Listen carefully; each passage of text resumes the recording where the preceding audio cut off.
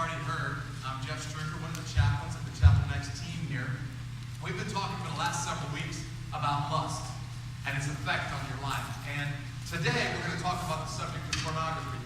Now, I want you to know up front, I'm going to warn you ahead of time, we want you today, before this service is over, to get real serious about the subject of pornography. Just how serious do we want you to get?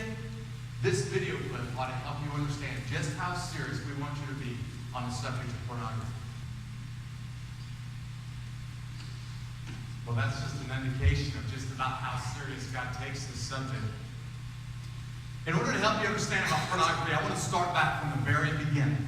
And I have a pop quiz for you. If you have your worship guide, which you got when you walked in the door, you have a place there for notes. I want you to number that 1 through 3 if you have a pencil or a pen with you. Here comes the pop quiz. Just write down number 1, 2, and 3. And then jot these answers down to these questions on the note section of that worship guide. It should look something like this right here. First question. Where did sex come from? Question number 2. Who invented it? And then question number 3. Why? Where did sex come from? Who invented it? And why? The answer to those questions, by the way, is found in the first book of your Bible. It's found in Genesis chapter 2. Genesis chapter 2 is the story of God creating men and women, man and woman, in the Garden of Eden. Now, Genesis chapter 2, verse 25 says, in the beginning, God created them male and female. He's talking about Adam and Eve. So the answer to question number 1 is, where did it come from? God. Okay? The answer to number 2 follows. Who created it? Or who invented it? God. Sex is God's subject. Or it's God's creation. And then the next thing in Genesis chapter 2, verse 25 says, is that He created them male and female. It says, man and woman were both naked, and they felt no shame. God created it. He invented the subject of sex, and the reason why is God created it for pleasure. And according to the Bible, He created it to be good. Now, you don't have to be a student of the Bible to see that not very long after God created sex in the Garden of Eden, just a few chapters later in the first book of the Bible, when sin entered the equation, sex got completely out of control. In fact, by the time you get to Genesis chapter 19, sex is so far out of control that God literally wiped 2 communities off the face of the earth because of it. The cities of Sodom and Gomorrah were so infected by sexual sin that God wipes them off of the face of the earth. From Genesis chapter 2 to Genesis chapter 9, by the time sex gets into the equation, it derails the whole train. Now, I want you to flash forward several thousand years to the subject of pornography in our culture today. Now, think about this for just a second. Pornography, it's so difficult to define and so hard to give you some statistics about it that it's hard for me to even tell you how bad pornography is today. The reason is because people disagree. The Supreme Court can't even agree on what is considered pornography and what's not. And so the statistics widely vary. If you have a very conservative view of pornography, it's rampant. If you don't have such a conservative view of pornography, it's bad, really bad. That's the 2 views here. Let me give you my definition of pornography. Pornography is any time you look at a naked man or a naked woman who's not your spouse. If that's not your God-given wife or husband, and you see them naked, you're involved in pornography. This is how bad it is in our society today. Pornography, 70 to 80% of all men in the United States admit to having used pornography over the course of the last year. Pornography is a $9 to $14 billion business in our nation. That means pornography makes more money than football, basketball, or baseball in the United States. Every year, Hollywood cranks out about 400 feature films. But every year, the pornography industry in the United States alone cranks out over 11,000 movies. And every major hotel chain in the United States will tell you that 50% of all of the movie rentals in their hotel chains are pornographic. Now you might think to yourself, well, this is just a man's issue, right? Wrong. 20 to 30% of all women in the United States view pornography. In fact, MSNBC did a poll in January of 2004. 41% of their viewers, who were female, admitted to having downloaded or looked at pornographic images in the course of the last month. Now maybe you're thinking it's just the young ladies, right? Wrong. 800,000 women over the age of 65 view pornography on a regular basis. It's that rampant in our society. Now what happened to our society that it is wholly and completely given itself over to pornography? How did it get this bad?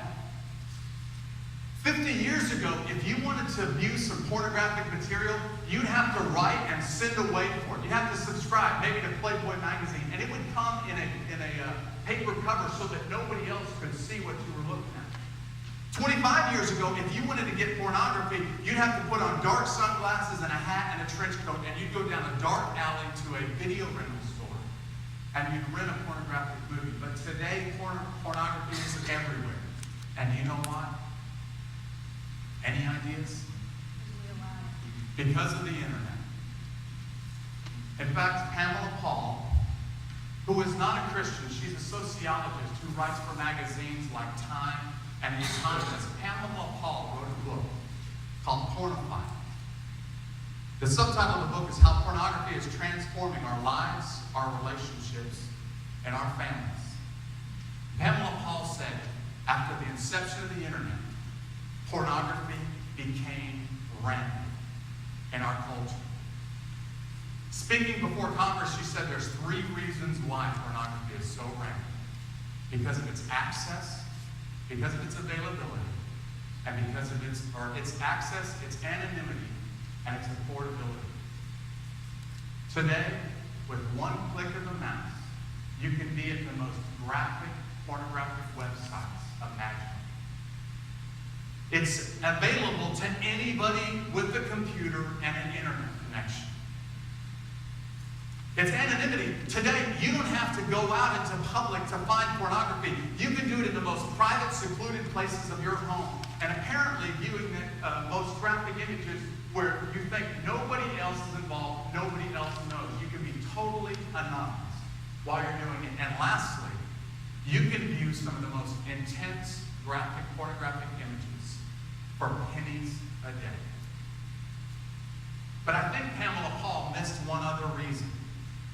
Pornography is not only available, and you can be anonymous and you have instant access to it, but lastly, pornography is as aggressive today as it has ever been in the creation of the world. There are marketers in the pornographic industry, folks, who are gunning for you to click on that website, to browse to that channel on TV. They are hoping that you'll get involved because internet pornography or cable television pornography is the crack cocaine of emotional and relational addictions.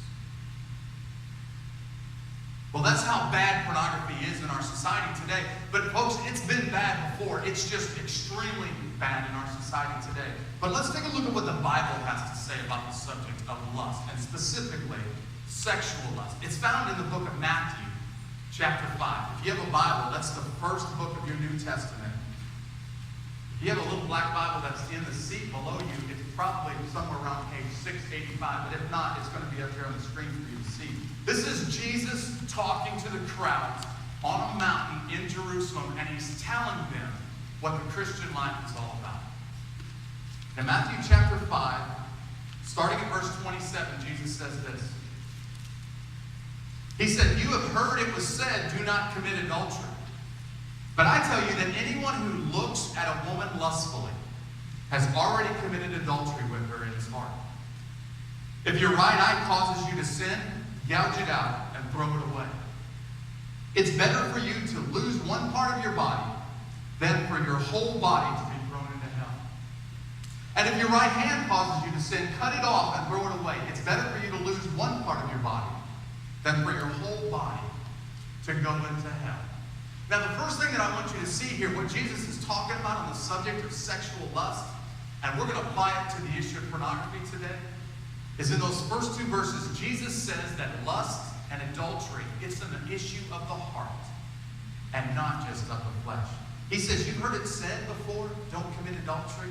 By the way, where do you recognize that from? The 10 Commandments, right? God's top 10. Jesus says, if you're familiar with the Bible, God's top 10 says this, don't commit adultery. And then Jesus says, but I tell you that if you look after a woman lustfully, you've already committed adultery with her in your heart. In Jesus' day, every modern culture had a law against adultery. The Greeks had a law against it, the Romans, the Jews, and every modern culture's penalty for adultery was death. Now, not all of them held people to that standard, but there was a law on the books that said if you commit adultery, you deserve death.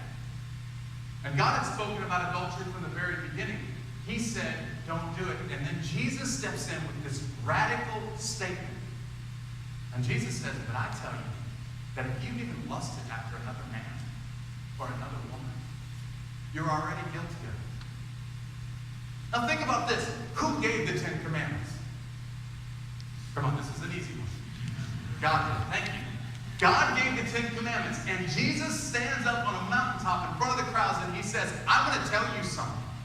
Let me tell you about these 10 Commandments. God doesn't only say don't commit adultery, but I tell you that if you look after a woman with lust, you've already committed it in your heart. Think about what Jesus is saying. Jesus is saying, I have the exact same authority that God has. Let me tell you what God meant when he said, don't commit adultery. Now that's a radical statement for any human being to make. And frankly, there was only one who ever walked the earth that was qualified to say something like that. Jesus Christ, the Son of the living God, who said, hey, I just left heaven not long ago. Let me tell you what God means by that. In these first 2 verses, he says, lust is an issue of the heart. It's caught in your heart. He says, I tell you this, that if you look after a woman with lust, you're already guilty of it. Now, Bible scholars argue right here for just a second. They argue about what exactly did Jesus mean.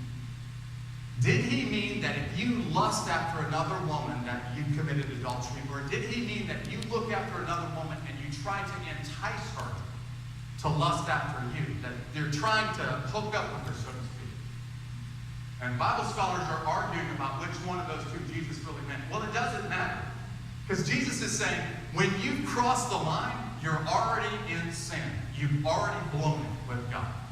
You've lusted after her, or if you're trying to get her to lust after you, then you've already crossed the line. It's already adultery. When does it become sin? See, that's something that none of us can put the finger on, because it's an issue of the heart. Jesus says adultery is just not about the flesh. It's not about being in bed with somebody else other than your spouse. Adultery is an issue of the heart. And folks, which is worse? Adultery of the flesh or adultery of the heart? Think about it for just a second. If you're unfaithful to your spouse, you're probably going to ruin your relationship. It may cause you to contract a sexually transmitted disease. You might get pregnant or get somebody pregnant out of wedlock. But if you're adulterous in your heart, it will affect eternity. And Jesus takes it all the way back to its very source and says the real problem is a problem of the heart. It's not a problem of the flesh. If you really want to get this area of your life right, it's not about the eye. It's not about the hand. It's an issue of who you are way deep down inside. I got another clip here that I think will help you guys understand exactly what this means. Can you show the second clip, please?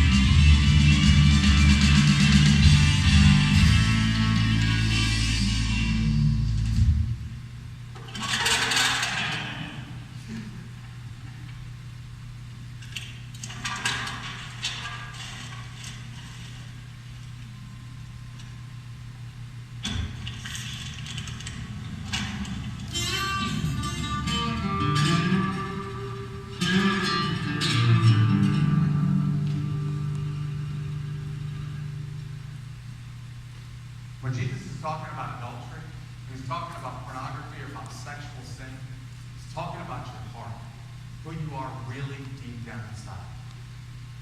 Now, folks, you can put on the Christian t-shirt, you can put a fish bumper sticker on the back of your car, you can carry your Bible with you everywhere you go, and you can look on the surface like you are super Christian.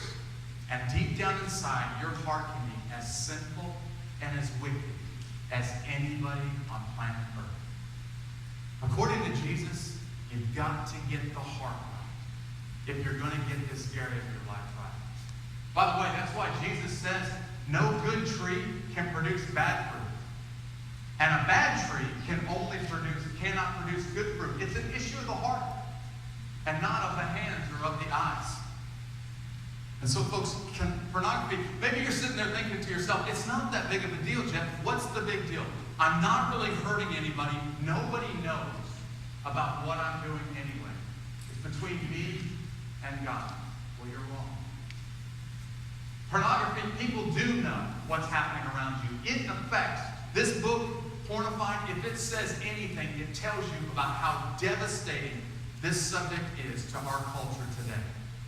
It does affect the people around you, but more than that, folks, when you say it doesn't harm anybody, that's where you're really wrong. Pornography hurts, and it hurts you, the person who uses it. You see, pornography is like a cancer that gets inside and it destroys the heart and the head, and when it's done its job, there is nothing left but a moral wasteland. And Jesus says, if you do nothing else right, get the heart right, and then everything else will follow. First of all, lust is caught in the heart. But look at the rest of these verses that we just read. Lust is not only caught in the heart, it's fought in the heart. If you're going to beat this, you're going to have to beat it in the heart. He says, if your right eye causes you to sin, gouge it out and throw it away. It's better for you to lose one part of your body than for your whole body to be thrown into hell. And if your right hand causes you to sin, cut it off and throw it away. It's better for you to lose one part of your body than for your whole body to be thrown into hell. Jesus is saying you need to make a radical commitment on this issue, or it will get control of your life. He says to gouge it out, or if it causes you to sin, first of all. He's talking about your hand or your eye. He says if it causes you to sin. The literal language that Jesus is using there, it's the image of a trap. You know the old trap, the rudimentary trap. You put a box, a stick, a piece of string, and you're trying to catch an animal. You put some bait inside the trap, and when the animal comes up to start eating the bait, then what do? You pull the string, the stick comes out, and what happens? The box falls on top of the animal, and the animal is trapped. The language that Jesus is using here, if it causes you to sin, he's talking about the stick and the string. Once it gets pulled out, now you're trapped. And he's saying if your right hand or if your right eye causes you to sin, then get rid of it. Whatever it is in your life, get rid of it. Now, when he said right eye and right hand, in the Jewish culture, that was considered the most important part of a Jewish man or a woman's body. His right arm referred to his strength, and his right eye referred to his best vision. And Jesus is saying it's better for you to get rid of your greatest strength or your best vision than to continue down this path, because it will wreck your life. He says to get rid of it or to cut it out, but literally in those verses, he says rip it off and throw it away, if that's what's happening in your life.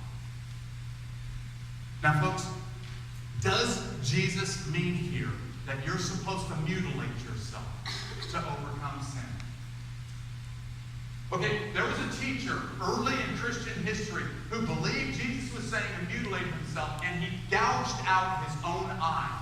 His name was Origen. He gouged his own eye out when he read these verses because he wanted to conquer his sin. He can't possibly mean to mutilate yourself here. Why? Because if you get rid of your right eye, your left eye is still there causing you to sin. If you cut off your right hand, your left hand is still there causing you to sin.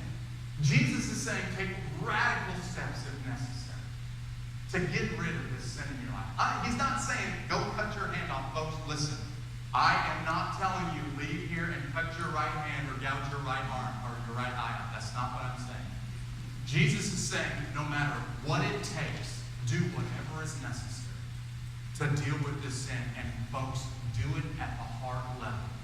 Deal with it right here at your heart. If not, you will not conquer this sin. This sin will get the best of you. I'm convinced that if Jesus Christ were alive today and you and I were at his feet on the mountainside, he would say, if this is causing you to sin, unplug it from your TV and throw it away. I'm convinced he would say, if this right here is the cause of your sin, then no matter how bad it's going to hurt, unplug it, disconnect it, and throw it away. It's better for you to resist the temptation and lose your internet connection or your cable TV than to spend the rest of your life in bondage and ultimately suffer eternity because of it. Folks, if you don't fight pornography at its very source, if you don't take it really seriously and fight it at its source, it will destroy your life. There's one lady's story who will perfectly illustrate this. We won't use her real name. Let's just call her Julie. Julie was happily married. She had a great relationship with her husband, but after a few years of marriage, things started to stagnate in the bedroom. So Julie's husband recommended bringing home some pornography, which she reluctantly agreed to. After a few months and a few years of viewing this pornography, Julie's husband's addiction to pornography started to become clear. And for her, she could take it or leave it. But soon he wanted to do the things with her in the bedroom that he had been seeing on TV. Because Julie is a people pleaser, she said she agreed to it. And then pretty soon her husband started taking it a step further. He wanted to go to the strip clubs and he wanted Julie to go with him. Or with them. Julie went with him. And when she saw what her husband was doing there, it broke her heart. And then finally, Julie's husband insisted that he be allowed to have sex with other women, she should have sex with other men, because he felt like that's something that was acceptable to them as a lifestyle. And it destroyed their marriage. Julie was left with 2 children, a broken heart, and something else, an addiction to pornography. After her divorce, Julie felt like she was unlovable, she felt like she was unattractive. And for weeks or months, Julie didn't date, and so she pulled out the pornographic videos that didn't get confiscated, didn't get dealt with in the divorce. Pretty soon, Julie started to watch these pornographic videos by herself. Julie especially enjoyed watching these pornographic videos where women were in certain bondage situations or where they were being mistreated. And Julie pretty soon realized that she was intimately interested in this pornography that she was watching. So much so that she said in her own words, she would come home from work and she would rush to put her 12-year-old daughter and her 10-year-old son in bed so that she could lock herself in her bedroom and watch pornography for hours until she could bring herself to sexual fulfillment and then fall asleep. She said she would get up the next day and do the same routine over and over and over again. This went on for months until one day Julie looked at herself in the mirror and saw her own heart. She said it absolutely stopped her in her tracks. Julie said pornography had started to become more important to her than her own children. And she said, I needed help. 20 to 30% of all women in our nation are viewing pornography on a regular basis. And Julie said, I need some help. And folks, I'm here to tell you that if you play, if you dabble in this area, it has the power to wreck your life, just like it has Julie's. Julie started to get her life right, but it's still not where she wants it to be today. Now, folks, maybe you're sitting there right now and you're saying to yourself, hey, Jeff, that's other people, but that doesn't happen to me. I'm a Christian, I'm in the church, and that doesn't happen to me. Wrong. The statistics say that pornography in the church, 40 to 50% of all of the men in the church, even 40% of pastors, according to pastors.com, view pornography on a regular basis. And women in the church, their statistics are not much better than women out of the church. So maybe you're saying, Jeff, that isn't me. I don't want anybody else in the world to know me. mixed up in pornography that I don't even know how to find my way out. Well, folks, today, we're going to challenge you to make a radical commitment to Jesus Christ. Today, we want to give you some resources on how to battle pornography. And first and foremost, before you do anything else, you need to take your heart and you need to spread it wide open at the throne of God through the blood of His Son, Jesus Christ. You need to fall on your face before God and say, God, here's what I've done. I've blown it. I know I've blown it, and I don't want to go any farther down this road than I've already gone. Folks, the radical commitment that I want you to make today, first and foremost, is to say, my relationship with Jesus Christ is more important to me than the sexual satisfaction I get in pornography. That's the first step. And if you don't do that, you have never dealt with the heart. And like Jesus says in Matthew chapter 5, you can cut off the hand, you can gouge out the eye, but until the heart is dealt with, it's never going to get fixed. We're going to ask you to make a radical commitment to Jesus Christ. Some of you in this room may need a heart transplant.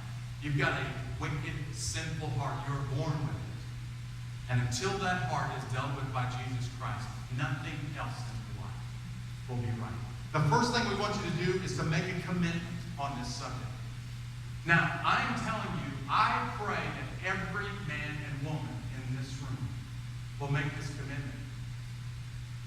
You're saying, Jeff, I've never looked at pornography before in my life. Folks, I can assure you, if you have an internet connection, it will pop up on your screen.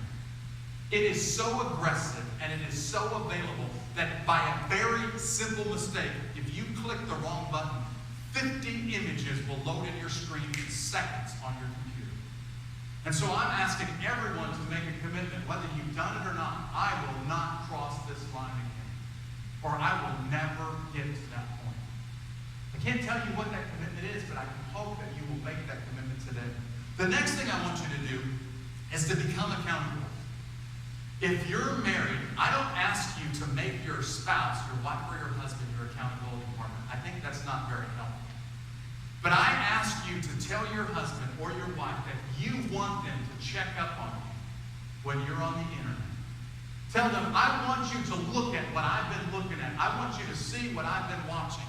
Anytime you want, I want you to follow me online. Not lock right there in my seat. But when I'm not around, I want you to look and see what I've been looking at. Now, some of you folks that are computer smart, you might be able to hide your tracks. But the first step is to tell your wife or your husband that you want them to check up on you. But secondly, and this is much more important, I want you to leave here today and to find one man, guys, one woman, ladies, who you will hold yourself accountable to. A man or a woman, guys, I don't want you to find another woman. Ladies, I don't want you to find another man. I want you to find somebody of your gender who you respect and admire enough that you are willing to hold yourself accountable to him. That he or she is willing to, or you give them the opportunity to look you straight in the eyes and to ask you the very tough questions. And you make a commitment to them that you will answer openly and honestly the tough questions when they ask you. If you don't become accountable, you will not conquer this area of your life. And then lastly, I want to ask you today to get serious about what you watch on the internet or on cable TV. I want to challenge you to become safe about it. If you have your worship guides, I want you to open this up, and I'm going to walk through this last portion of your worship guide very briefly. It has an acronym in front of you. It's there printed on the screen, or it's printed in front of you so that you can take this home and look at these on your own leisure. Every one of these links, I checked them out to make sure that they're legitimate links. The first part of this SAFE acronym is to find a service provider that filters this content out. Now, there are 3 service providers listed there. There may be more. This is not an exhaustive list. But a service provider is basically saying, this person is going to give me internet service, and they're going to filter at the internet service level what comes into my home. Now, I'm not telling you you have to drop your Time Warner, your AOL, your whatever connection. But I'm telling you that if it is a problem for you, maybe you need to change your service provider. And you have 3 links provided there. The next thing is accountability. Folks, this is probably the most important thing you'll do on this subject. These 4 or 3 links that you have in an accountability area right there, you can go to these sites, you can subscribe to these services, and you can program in there another person's email address, an accountability plan. And everything that you look at will get listed in an email and sent to your accountability partner. These sites will check every page that comes up on your computer, and it will send a report to this accountability partner. I don't know how regular it does that. Some of them are more regular than others, but hopefully that man or woman will get on the phone and say, hey, I just got a report about it, and it says you went to this site. The next thing that it talks about there is filtering or blocking software. Some of these work much better than others, but you see there's some filtering, blocking softwares. Not all of these are Christian-based. And so some of them will allow stuff in your house that you might not want in your house, but all of them deal with pornography to one degree or another. So that's a third way that you can help limit yourself in this area. And then lastly, it's in the issue of education. If you want to read something that will turn your hair gray, read through obscenitycrimes.org and see the effects that pornography is having on obscenity crimes and on sexually related crimes in our nation. Folks, if you don't deal with this subject, if you don't make a commitment, become accountable, and then get serious and get safe about what you watch on the internet, it has the potential to ruin your life. And I'll leave you with this. Dr. Howard Hendricks is a professor at a seminary in Texas. He's an extremely well-known man, and Howard Hendricks saw 237 pastors who ruined their life with lust and adultery. He asked each one of them individually, what happened that caused you to make these monumental mistakes in your life? And every one of these 237 men admitted that they didn't have anybody in their life who was holding them accountable, who would look them in the eyes and ask them tough questions, who would stare them right in the face and say, you're messing up, and I'm not going to let you go down this road. 237 church leaders ruined their lives because they didn't have someone that they could go to hold them accountable. Folks, my prayer is today you will get serious about the issue of pornography. You will become so serious that you will say, I will do whatever is necessary if it costs me my cable TV or my internet connection to keep myself safe in this area. In fact, I want to pray for you right now towards that end. Will you bow your heads with me, please? We're going to pray, we're going to sing a quick song, and then we're going to wrap up. Let me pray for you right now. Father, I lift up to you the men and women in this room. God, you've seen exactly what they do when they're at home alone and they think nobody else is watching. But more than that, God, you know the condition of their heart. And Father, whether they've been involved in pornography or not, I pray that every person in this room today will make a commitment. Some of them may need to make a commitment to you for the first time, God. Making a commitment that, God, my heart is not right. I know it's not right. And today I need to get it right with you. I pray that they find me or Mark or somebody else in this room and say, hey, I can't leave here today until I know that my heart is right with God. For those folks in this room that may be Christians, God, I pray that they would make a commitment that they would deal with this subject and they would do it before you. I pray that today, right now, God, through your Holy Spirit, you would bring to their minds a woman that these ladies can go to keep them accountable. A man that these men can call on and that will call on them and hold them accountable. And finally, God, I pray that they would be so committed to you that they would say, whatever it costs me, Jesus, even if it costs me my right eye, my cable TV, even if it costs me my right hand, my internet connection, I'm willing to give it up to get this area of my life right. Father, I pray that right now, you would cause this body of believers to get this area right with you. And we would become a beacon of moral purity in this dark and sinful generation. I pray this in Jesus' name. Amen.